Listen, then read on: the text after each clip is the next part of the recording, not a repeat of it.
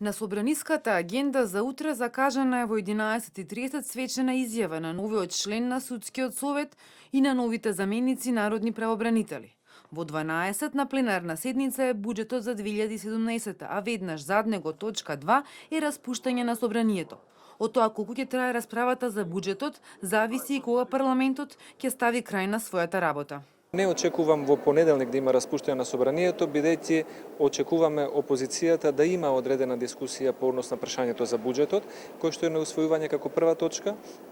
И тоа веројатно може да одземе 1 или 2 дена или повеќе, зависно од нивната желба, колку брзо или споро сакаат да го усвоиме буџетот за државата и потоа следните денови да ја имаме точката за распуштање на собранието.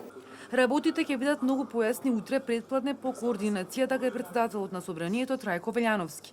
Дали ќе се договорат координаторите на пратеничките групи, колку ќе се дискутира или пак ќе биде неограничено и ќе трае до 3 дена максимум.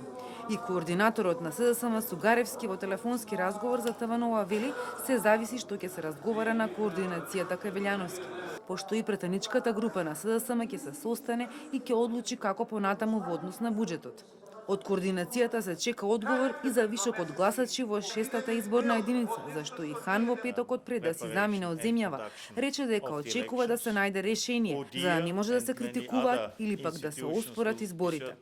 Денеска се огласи и Демократскиот сојуз, кој бара на утрешната седница во собранието.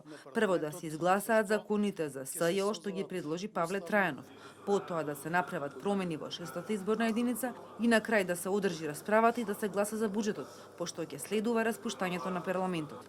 Владеачката коалиција инсистира буџетот за до година да се изгласа во овој состав на собранието. Опозицијата пак предлагаше буџетот да го носи новиот состав по изборите, а во меѓувреме да се воведе привремено финансирање.